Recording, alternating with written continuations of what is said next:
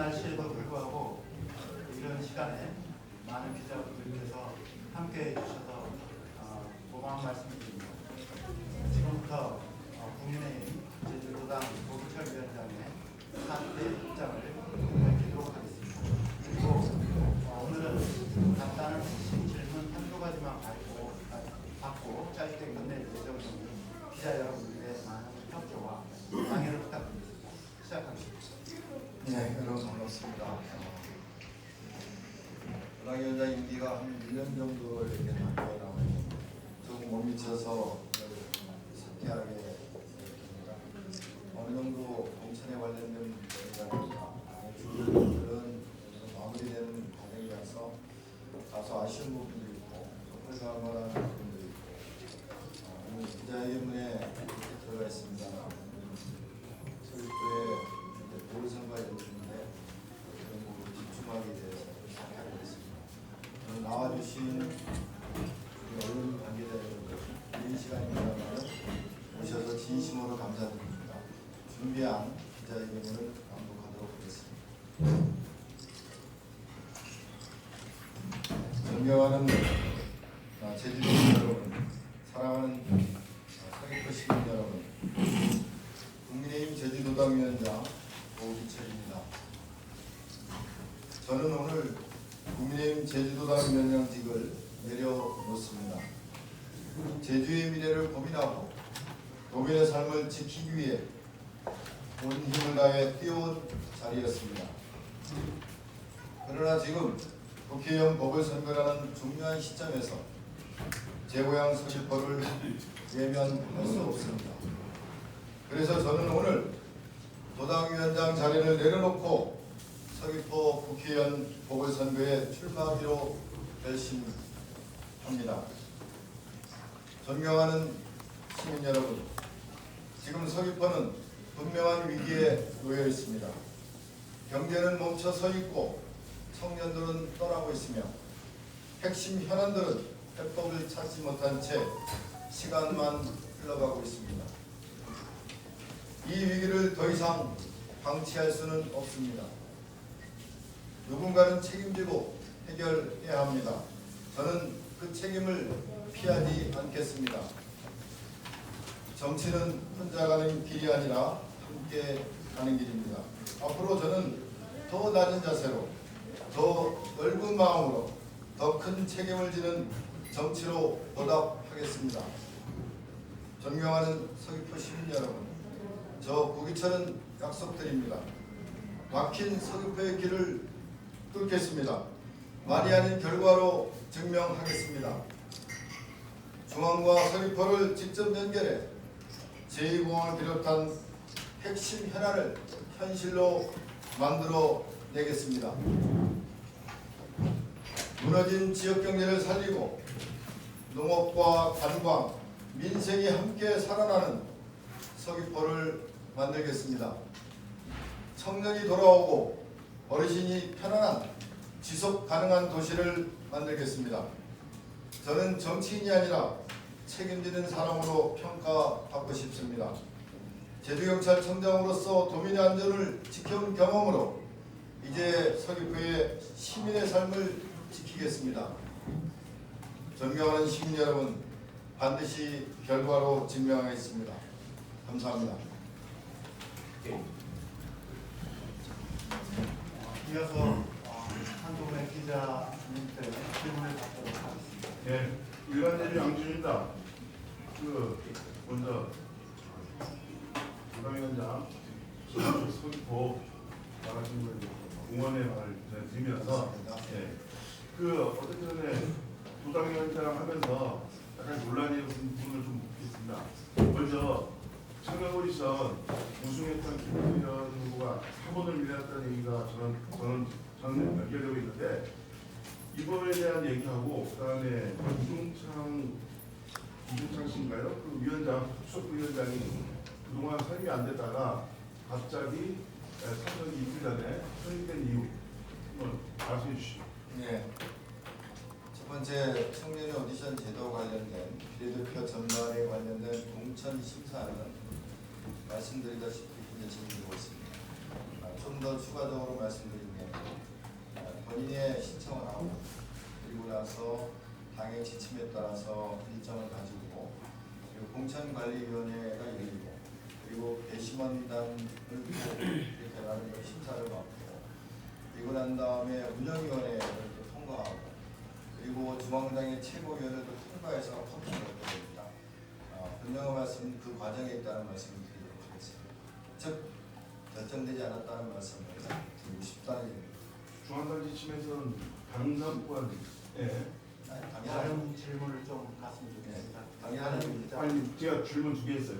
한 가지 더 답변드리고요. 당연한 얘기입니다. 아까 말씀드렸듯이 진행에 대한 말씀을 드리겠습니다. 이동찬 숙부위원장 두 관련해서 번째 질문 답변드리겠습니다. 이제까지 세 사람이 운영위에 들어오게 되어 있는데 맞습니다. 현재까지가 좀 늦었습니다. 늦은 사연은 구체적으로 말씀드리지 않겠습니다만 어쨌든 제가 물러나는 입장이기 때문에 현실적으로 대행이 지정이 필요 있었습니다. 우리 당규에 보게 되면은 우리 이종창 씨는 수석 변경을 맡고 있습니다. 그렇기 때문에 제가 물러났을 경우에 대행이 지정이 되어야 되고 중요한 것은 운영위원회는 뭐 회사로 보게 되면 이사회 같은 것이기 때문에 당연히 늦었지만 들어오는 게 어떻게 보면 절차적으로 맞다고 봅니다. 그런 의미에서 제가 끝까지 가게 되면은 뭐 제가 책임지고 가면 되겠습니다만 공석이 되는 마당에 그런 절차를 또 지켜야 되기 때문에 늦었지만 그렇게 결정이 되었습니다. 또 다른 질문. 다른 제주의 의적인 기자입니다. 어디서? 제주의 의적인 아, 기자입니다. 네, 맞습니다. 정책지원이 하나와 그다음에 현안지 하나 드리도록 하겠습니다. 네. 그 지난 4월 21일 제주 연구원이 발표한 제주 학교 안전경찰대 운영 성과 발전 방안을 보면 제주 학교 학교에 자치경찰을 배치한 이후에 폭력이라든가 학교에서 발생되는 주요 사건들이 많이 감소했다라고 하는 통계가 나왔습니다. 그리고 그 학부모들의 밀리에서 90% 수준의 만족도를 나타냈습니다. 지난해 김용태 위원장께서 제주에 방문하셨을 때 자치경찰이라는 국가경찰을 학교에 배치를 해서 학생의 안전을 보호하는 방안을 학부모가 동의하면 검토해보겠다라는 방안을 하시는데요. 그 제주경찰청장 출신이시다 보니 학교 내에서 발생되는 문제들에 관해서 누구보다 관심 많이 갖고 또 저나 국가경찰을 학교에 배치해서 학생들의 안전 사고를 대비하는 그런 정책들을 앞으로 이제 후보가 되시면 그 분야 사항을 반영하실 의향이 있으신지 일단 먼저 하나 정책적입니다. 기본적으로 학교의 안전을 확보하는 것은 국가와 지방자치단체의 책임입니다. 그런 관점에서 학교 안전 전담 경찰관을 배치 또는 뭐 나름대로 순찰한다거나 연계한다거나 신고망을 구축을 해서 비상상황 발생 시 즉시 대응하는 시스템을 만든다는 것은 당연한 어떤 시스템 확보라고 생각이 되고요. 기본적으로 현재 대한민국의 자치경찰 시스템이 도입된 마당에서 국가경찰을 배치할 것이냐라는 부분은 기본적으로 영역으로 따져보게 되면 제가 알고 있는 경우에서는 이 내용은 자치경찰이 맡고 있는 게 저는 맞다고 봅니다. 지금 정부에서도 자치경찰을 강화하려는 그런 방향성을 가지고 있는 거라고 보는데 이런 부분에 대해서는 저도 과거에 대한민국의 자치경찰제를 도입했던 경험을 가지고 있기 때문에 정책적으로 저도 나름대로 안을 내고 제가 국회에 당선된다고 집중적으로 하겠습니다. 두 번째는 이제 검증 이슈라는 문제인데요.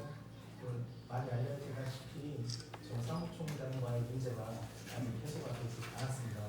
그 사실관계 정리에 대한 좀 차치하더라도 국민과 당원들이 많이 걱정을 하고 있는데 이제 대한민국 헌법기관에 도전하시는 저와 같은 기자회견 자리에서 그 당 화합이나 갈등 해소를 위하여 전향적인 부분을 좀 해소하시고자 하는 의향이 있으신 분은 한번 의견 한번 어떤 부분이었죠?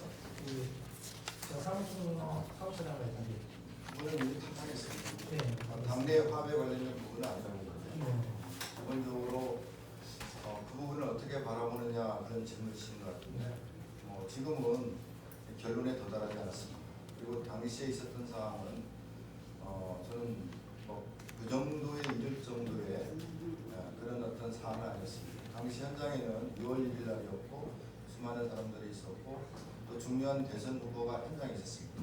바로 지근거리에 붙어 있는 상태에서 제가 그런 일을 할 수 있었다고 보십니까? 그리고 또 그 6월 1일에 일어난 일을 10월 달에 경찰에 고소하게 됩니다. 저는 그 과정에 CCTV는 통상 공항에 잘 돼 있는데 한 3개월 정도가 가지 않습니까? 그렇죠. 제가 알기로는 그런데 그 이상 도관 상태에서 했다는 부분은 어떤 의도가 있지 않았을까 봅니다. 앞으로 그 문제가 결백함을 볼 수 있도록 성실히 이제 대응도 하고 준비하겠습니다. 기자 여러분들께 좀 양해 부탁드립니다. 몇 가지만 더 질문 좀 드릴게요. 예. 예, 말씀하십시오. 네, 한라일보 이상민 기자라고 합니다. 네. 저기 이제 앞으로 저기 선거에 출마하셨으니까 그동안의 정치 행보에 대해서도 유권자의 평가를 받으실 텐데요. 맞습니다. 그 과거에 저기 윤석열 전 대통령 탄핵 집회에 계속 참가하셨습니다. 네. 그 지금 탄핵에 대해서는 그 반대라는 입장이 지금도 유효하신지 첫 번째 여쭙고 싶고요. 그리고 1심 판결이 당시에 비상계엄이 내란이었다는 1심 판결에 대해서도 어떤 입장을 갖고 계신지도 좀 여쭤보겠습니다. 네, 오늘 좀 어려운 질문을 하시는데요. 네, 저는 탄핵밴드 반대 집회에 참석을 했었습니다. 그리고 그래서 계엄이 바로 내란이 직결되느냐 부분에 대해서 지금도 의문을 가지고 있고요. 그리고 이 부분은 최종심에서 현재 결론이 나지 않는 걸로 그렇게 알고 있습니다. 이 정도로 답변드리겠습니다. 이제는 정설이긴 한데요.